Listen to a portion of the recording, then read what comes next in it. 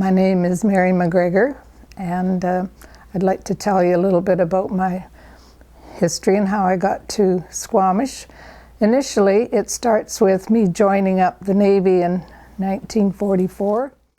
Like a lot of young people in World War II era, I was anxious to join something, and I didn't like the uniform of the quacks, and I didn't like the Air Force uniform, but I liked the Navy color. So I decided to join the Navy and went to HMCS Discovery and joined up. I was 19 years old and full of excitement and sense of adventure, and then proceeded, this is 1944, I think, June, and November proceeded down to Galt, Ontario for basic training, about 6 weeks or so. And then after that completion of that ordeal, which it was, a lot of marching and shots in the arm and taking orders and learning about Navy traditions, then we embarked on a trip to St. John, New Brunswick, where we boarded a ship to proceed to Digby, Nova Scotia, and then on to the naval base at Cornwallis, which I found was a huge training base, something like 10,000 personnel there, just immense property. There again, taking a supply course, learning about how to outfit a ship, and passed that course, and was then boarded to sent to Halifax on the oldest train I'd ever seen. It was vintage, Victorian era, I'm sure. Then we boarded the ship, which we found out was all blacked out because of the U-boat scares.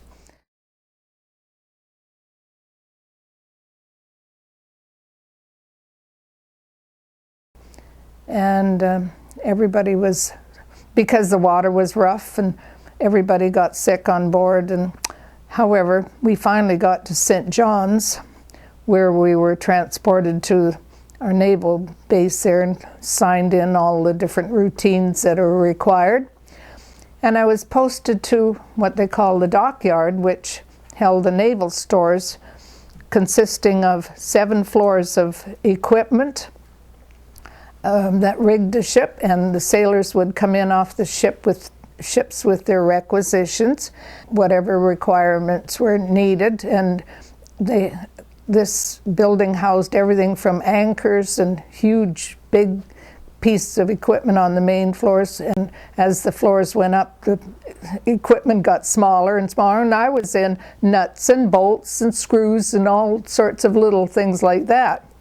But because it was so far away from everything, because Newfoundland wasn't in Canada as of yet, and there was a lot of entertainment provided, like the USO came, and Frank Sinatra and Phil Silvers and different entertainers like that came, and that was a big attraction.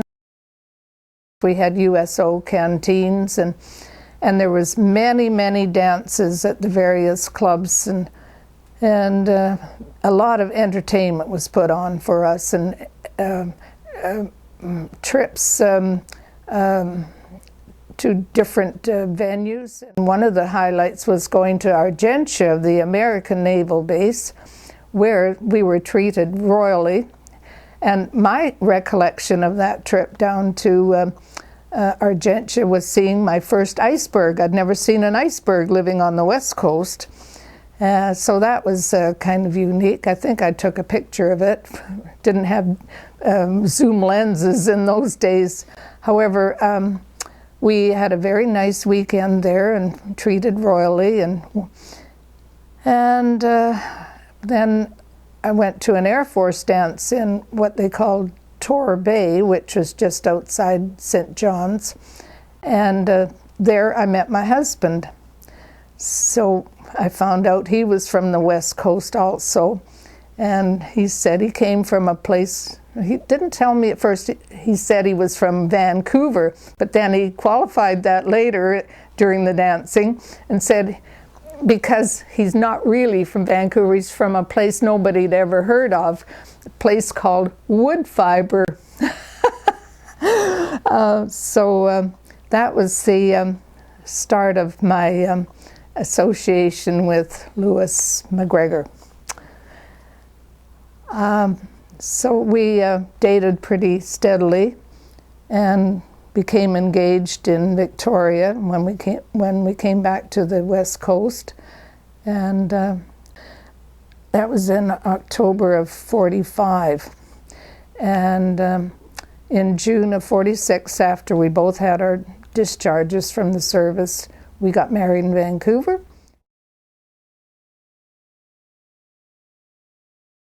And ultimately moved to Woodfibre for a 1-year stay there, because my husband needed to finish his apprenticeship in the machine shop, 1 more year to go. So we lived with his parents for 1 year, and upon completion of his apprenticeship, we moved to Vancouver.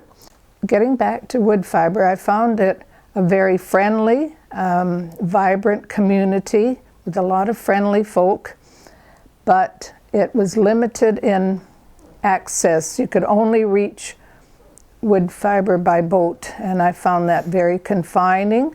However, I stuck it out and enjoyed myself while I was there. Met many wonderful people. That was the saving grace of Woodfibre, was the beautiful people. The mill I did not like because it emitted some awful harsh emissions. It also had a lot of winds coming down on, and what they called the Squamish, which was a gale force wind. Anyhow, the year ended and we came to Vancouver, and where we ultimately built a home and raised a family.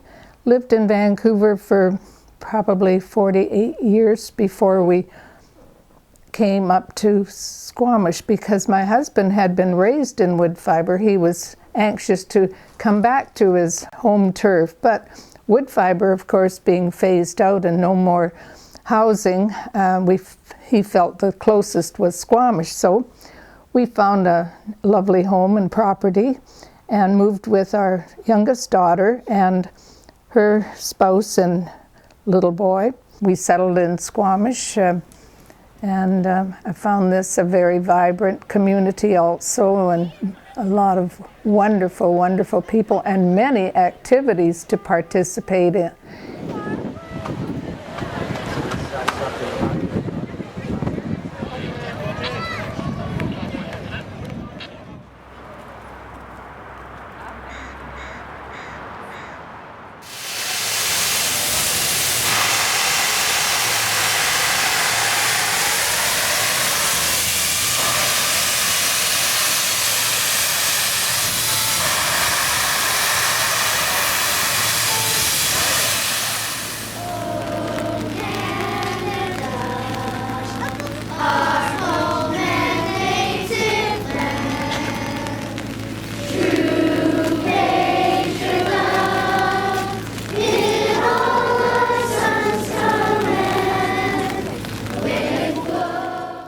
I lost my husband 7 years ago, but I'm trying to keep busy between garden and joining a few organizations and enjoying my family here and my family in Vancouver, who come up quite often to visit.